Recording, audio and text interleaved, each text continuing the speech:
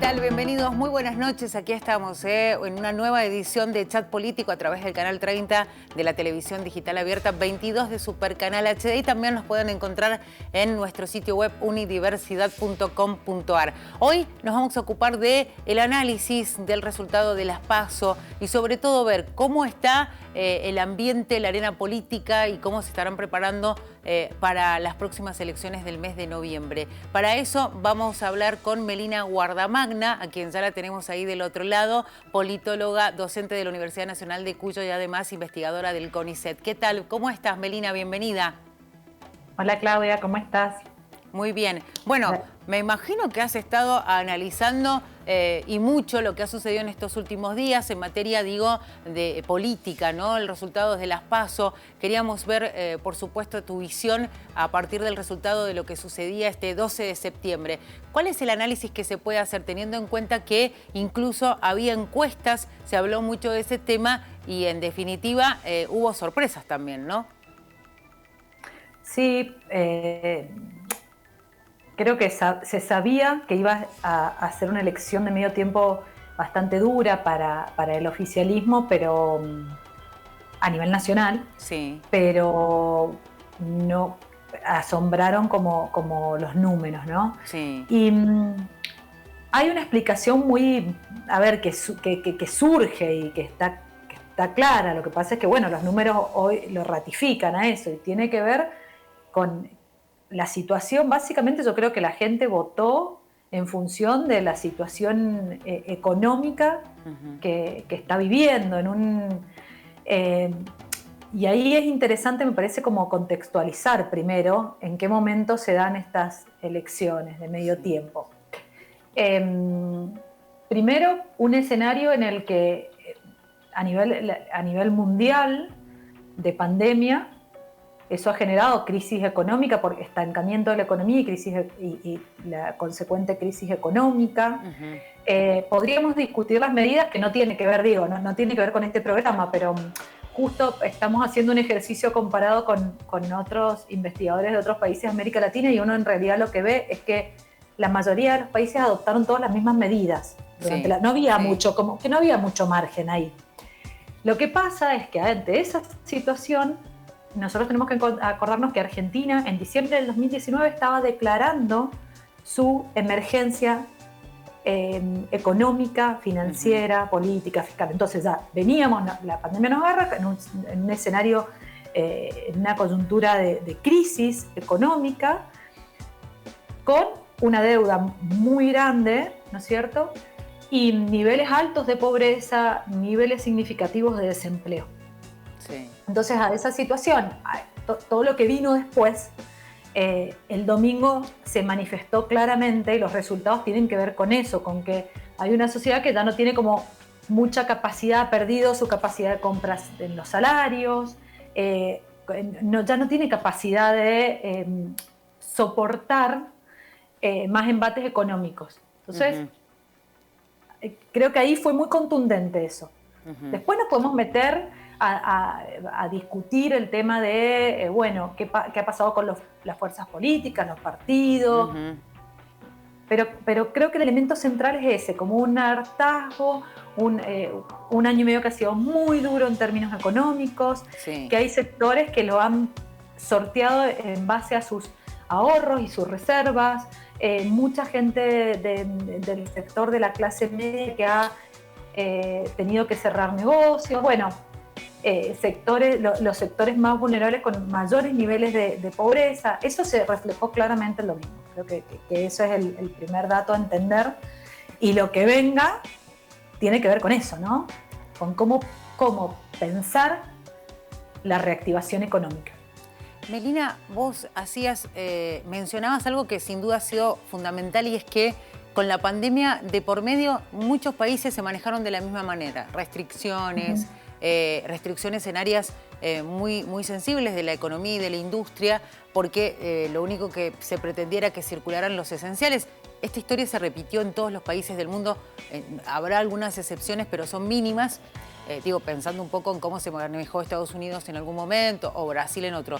Pero digo, ¿por qué no se logró entender que era una medida necesaria? Digo, y ahí en ese caso, ¿qué rol jugó la oposición? Porque en un primer momento los gobernadores en su conjunto, tanto afines al gobierno como opositores, acompañaron al gobierno y después en el camino viraron un poco la perspectiva en el manejo de la pandemia. ¿Fue importante el rol que jugó esa oposición a la hora de hablar de resultados, por ejemplo? A ver, yo creo que lo que uno se evidencia también es un alto nivel de politización de esto, ¿no? Te repito, esto de las discrepancias en términos de si el aislamiento tenía que durar más o menos. Ahora con el diario del lunes es fácil decir, bueno, no sé, las escuelas no se deberían haber cerrado tanto tiempo, tal vez, por los impactos psicológicos y los otros tipos de impactos que han tenido en la niñez. Hoy es como más sencillo decirlo. Yo creo que el gobierno nacional cometió muchos errores, así como también, porque también hay que decirlo, que desarrolló una batería de medidas, acciones y medidas que la mayoría de la gente no las conoce. Ahí hay una grave falla, una de las mayores críticas o fallas que se le hace al gobierno, que tiene que ver con su comunicación. No ha sabido comunicar lo que ha hecho.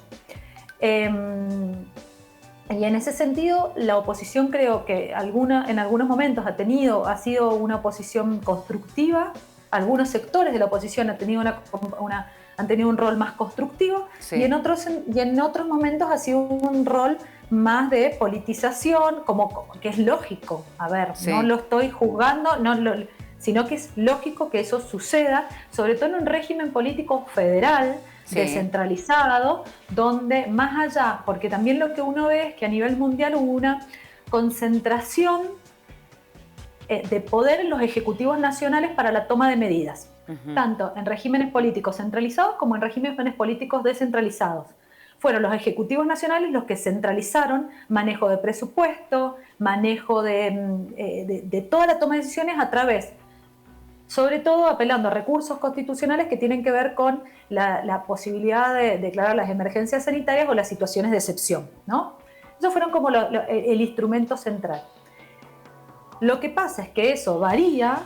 La variación que uno puede ver es que en los regímenes federales, como el nuestro, donde vos tenés además gobiernos subnacionales de otros colores políticos, que tienen poder y autonomía de decisión, empezaron a haber como tensiones, ¿no? Si vos me preguntás, y yo no sé cuáles fueron mejores o peores las medidas, si tendrían que ver te repito, con el diario del lunes. Ahora además fue una cuestión de prueba-error también, ¿no? Y sucedió en todos los países del mundo. Absolutamente. La diferencia, creo, y ahí también es como muy interesante ver, es que esas medidas que fueron similares a nivel mundial se encontraron con diversos modelos de gestión al momento de ser implementadas. Entonces, vos te encontrás, lo que varía es, bueno, qué tipo de Estado tenés, si tenés un Estado más de mercado o un Estado, si se quiere, como el Estado argentino, que es un Estado que tiende a fortalecerse y a ser más, y a tener mayor presencia frente al mercado. Digo, lo comparo esto con un caso como Chile o Colombia, que son estados más privatizados, si vos querés. Entonces, lo que vos te encontrás es, bueno, ¿cómo implementaste en esos tipos de mercado las medidas sanitarias? ¿Cómo implementaste en esos tipos de mercado? Y ahí resultados diversos, ¿no? Tal cual.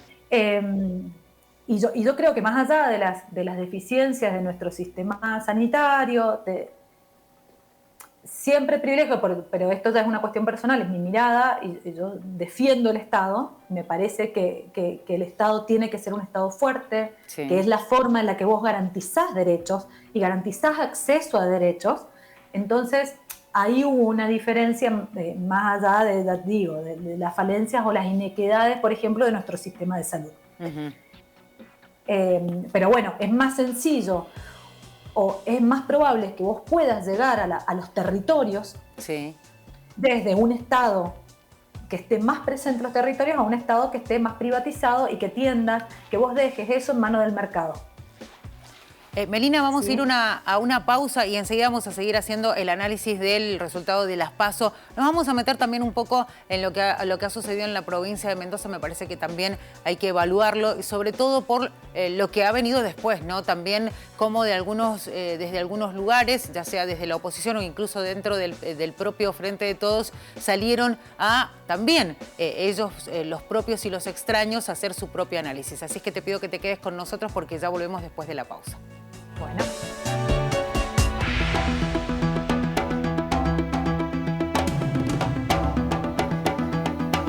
Bueno, estamos de vuelta aquí en Chat Político. Recuerden, 30 de la TDA, 22 de Supercanal HD. Si quieren volver a ver el programa, www.unidiversidad.com.ar. Seguimos hablando con Melina Guardamagna, politóloga, además docente de la Universidad Nacional de Cuyo e investigadora del CONICET.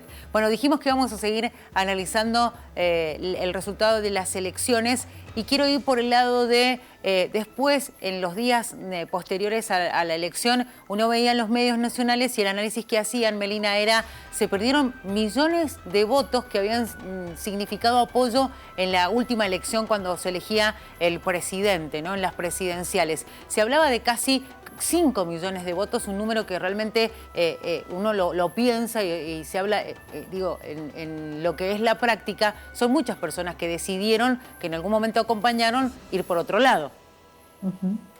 Sí, sí, tal cual, fue contundente. Igual, a ver, son elecciones, también hay que tener cuidado con la comparación con las elecciones del 2019, porque en el 2019 recordemos que fueron elecciones presidenciales. Sí. Estas son elecciones de medio tiempo. Por lo general, pero por ahí van por el tema de, bueno, es como una especie de sondeo, balance de la gestión, que también eso de alguna manera lo analizan de esa manera, ¿no?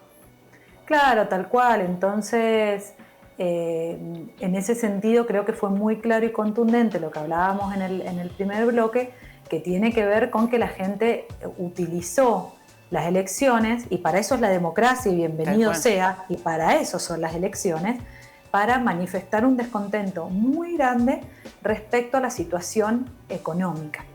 Porque ese es como el principal punto, ¿no es cierto? Sí. Y que yo creo que, de hecho, por eso me parece que es muy bueno que estas cosas en democracia sucedan, más allá de quienes cuestionan las elecciones de medio tiempo, Sí. porque es la forma en la que la ciudadanía se ha manifestado y yo creo que el gobierno lo ha escuchado, no le queda otra que escucharlo. Porque ningún gobierno se va a pegar un tiro en los pies y hacer oídos sordos a un mensaje tan contundente de la ciudadanía. Tal cual. Así que básicamente creo que tiene que ver con eso. Y después, bueno, otras expresiones de la política que uno se puede poner a analizar en términos de, bueno, quiénes fueron los candidatos, los frentes, qué pasó hacia dentro de los frentes. Sí, tal cual. Todo eso. Melina, ¿y qué pasó con el resultado en la provincia de Mendoza? Pensando que una de las cosas que llaman la atención es el porcentaje alto del oficialismo provincial, que es Cambia Mendoza, y la diferencia que tiene con el peronismo, que algunos sostienen que el peronismo no logra retomar la senda de seguir sumando más votos. Digo, también haciendo la comparación de lo que viene sucediendo con el peronismo, no solamente en la elección anterior, sino en varias elecciones en las cuales el destino siempre ha sido el mismo, ¿no? Perder frente al oficialismo local. Bien, bueno, el caso de Mendoza es bastante interesante. Primero, voy a ir tratando de analizarlo por fuerza política. Vamos por partes. Vamos por partes, claro. Primero, Mendoza hace una elección buena, digo. ¿Por qué? ¿Por qué digo esto? Porque en las máximas aspiraciones de los dos principales fuerzas políticas de la provincia, la mejor elección, la elección de máxima para Cambia Mendoza hubiese sido llegar al 50% de los votos. Claro. O superarlo. Eso no ocurrió. Entonces, en términos de ese escenario de máxima, el oficialismo hace una buena elección. Hace la elección que es el voto, el caudal de votos que tiene más o menos en la provincia regularmente en una elección. Eso por un lado. Entonces, yo no diría que impresionante elección, sino que hace la elección esperada. Sí. Vamos al frente de todos. Sí. El que vendría a ser lo que vos denominabas peronismo, justicialismo. Sí, sí, sí. Hay que tener en cuenta una cosa. Bueno, la buena elección para el Frente de Todos no era ganar las elecciones. Se sabe que no iban a ganar las elecciones. Tal cual. Una buena elección hubiese sido llegar al 30% o superar el 30% de los votos. Un 32, un 33%. Ese hubiese sido una muy buena elección. A ese número claramente no se llega. Pero hay un dato que no es menor. Y es que el peronismo o el justicialismo, incorporando todas las versiones del peronismo, todas las facciones, incluyendo el kirchnerismo, está absolutamente atomizado en la provincia de Mendoza. Porque si vos ves las otras pequeñas fuerzas políticas, como Compromiso Federal, el Partido Verde, el Partido de los Jubilados, hay otro más que ahora no me acuerdo, son 4 fuerzas que sacaron. ¿La izquierda? No la izquierda. Todas fuerzas que digo que no me acuerdo ahora, se me ha ido de la memoria, pero hay una cuarta fuerza, que también es algo federal, partido federal creo. Esas 4 fuerzas políticas, en realidad, también es voto peronista, la mayoría no kirchnerista. Ojo, claro. Ahí hay una diferencia, tal vez es voto no kirchnerista o un voto que, por ejemplo, el Partido Verde, que, defiende las causas ambientales, pero es voto, dentro de lo que es el gran movimiento peronista, es voto peronista. Esos partidos sacaron un 13%, cerca de un 13% de los votos, entre un 10 y un 13% de los votos. Si vos a eso lo sumás al porcentaje que saca el Frente de Todos, cambia la situación. ¿Qué nos indica eso? Que en la provincia el justicialismo, con todas estas fuerzas, está absolutamente atomizado. Porque no tiene la capacidad hoy en día, y esto no es hoy en día, hace ya un tiempo a esta parte, que no tiene la capacidad de conducción, de liderazgo para poder lograr que todas esas expresiones del peronismo se junten en un solo frente electoral. Claro. Y en tercer lugar, otra cuestión que hay que tener en cuenta cuando uno analiza las elecciones en Mendoza, y esto es a nivel histórico, que cuando el peronismo ha ganado en la provincia es porque ha habido una tercera fuerza que le saca votos, si se quiere, lo que hoy es Cambia Mendoza, que ha sido históricamente Partido Demócrata. Sí. En estas elecciones aparece con el partido, Dios mío, estoy mal con los nombres, perdón, porque son la fuerza política que lleva como candidatos a Gutiérrez y a Mercedes Llano. Sí. Vamos mendocinos. Ambos mendocinos, claro, sacaron creo que el 3 y pico % de votos. Bueno, que ellos se desprenden de Cambia Mendoza, ¿sí? Y representan o están tratando de como refortalecer aquello que fue el Partido Demócrata, histórico Partido Demócrata en la provincia de Mendoza. Tal cual. Entonces, ahí tenés un escenario, que la lectura no es tan... hay que tener en cuenta todas estas otras cuestiones para poder entender qué es lo que pasa en la provincia. Y después esto que vos decís, que fue una de las provincias que tuvo mayor cantidad de voto en blanco. También. Que yo creo eso, que tiene que ver con el enojo, con el hartazgo, de la situación económica. Y un elemento más que me olvidaba es que cuando analizamos también lo que pasa con el peronismo provincial, yo me refiero, estoy hablando del peronismo incorporando todas estas versiones, y que tiene que ver con lo que se va a venir, que ya se viene de la próxima campaña, los cambios que ha mostrado el Frente de Todos en la campaña en Mendoza, y es que yo creo que en Mendoza es muy fuerte el antikirchnerismo. Sí. El antikirchnerismo puede llegar a superar incluso al peronismo. Vos tenés, ¿Por qué? Porque hay sectores peronistas que son muchas de estas, tal vez, facciones, pequeños partidos que se armaron y que sacaron lo nada despreciable, 3% de votos, 5% de votos, que son antikirchneristas. Tal cual. Entonces, yo creo que hoy el Frente de Todos hace de alguna manera, más allá de los errores, en no ver estas cuestiones de tratar de generar una gran frente o alianza que incorpore a todos estos sectores, hace esa lectura al cambiar al jefe de campaña, que eso fue... Sí. La moví inmediata. Claro. ¿Por qué eso? Porque eso tiene que ver con... El mensaje es: vamos a territorializar la campaña, vamos a tratar... Anabel es una figura que, más allá, digo, para bien, pero todo el mundo la asocia a Cristina Fernández de Kirchner. Es muy... Sí. Ella puede hacer lo que sea, pero va a seguir asociada a esa fuerte vinculación y esa imagen.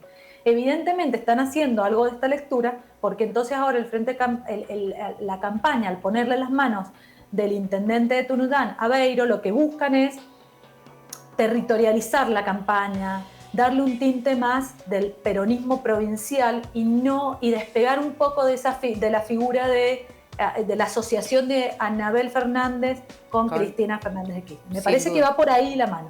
Tal cual. Melina, vamos a ir a una pausa, la última ya del programa, y enseguida regresamos con el cierre y sobre todo con la conclusión de cuál es el desafío que se viene pensando en las elecciones del mes de noviembre. Ya regresamos. Bueno, estamos de vuelta, ya es el último bloque de Chat Político y seguimos con Melina Guardamagna, politóloga, a la cual le habíamos dejado como una especie de pregunta en suspenso y la definimos, ¿no? Melina, ¿cuál es el desafío que tiene el oficialismo a nivel nacional de cara a las legislativas de noviembre? Básicamente reactivar la economía, bajando los índices de inflación, volviendo a darle capacidad de consumo a los salarios y tratar de bajar los índices de pobreza. Eso es claramente el gran desafío y para eso se va a necesitar poder negociar con el Fondo Monetario Internacional. Algunos hablaban de que lo que se necesitan son medidas concretas, es lo que... E incluso el análisis que hacían hasta desde la oposición es: no se necesita cambiar un funcionario o un ministro, sino cambiar las medidas. Por ahí tal vez se necesita ir, es lo que en definitiva muchos piensan, ¿es así? Ahí están las dos, creo que es lo que se está dirimiendo en el oficialismo oficial. Si es seguir, que es la postura más de Alberto, sostener al mismo gabinete y profundizar y rever algunas de las medidas que tienen que ver con la reactivación económica, o teniendo en cuenta que probablemente los resultados en noviembre no vayan a cambiar mucho, se podrá mejorar algún punto, pero no va a cambiar mucho, o más lo que piensa el kirchnerismo más duro, que se necesitan medidas de impacto y cambios de figuras en el gabinete, acompañado de medidas de inserción de liquidez en la sociedad de forma inmediata. Creo que esos son como a muy grandes rasgos los dos escenarios que nos vamos a encontrar en los próximos días. Melina, nosotros te agradecemos estos minutos con nosotros. Obviamente da para charlar muchísimo más. Seguramente te vamos a volver a convocar para seguir analizando sobre todo lo que está sucediendo en la política aquí en la República Argentina. Así es que gracias por este ratito. Gracias, Claudia. Un gusto enorme. Que anden muy bien. Un abrazo para vos. Ahí veíamos a Melina Guardamagna, politóloga, docente de la Universidad Nacional de Cuyo y además investigadora del CONICET, haciendo el análisis de el resultado de las elecciones PASO en la Argentina y además cuál es la perspectiva que hay sobre el futuro, pensando ya en el mes de noviembre y en las legislativas. Nosotros nos despedimos de esta edición de Chat Político. La invitación es para que sigan en la programación de Señal U y el reencuentro a partir del lunes que viene. Muchas gracias.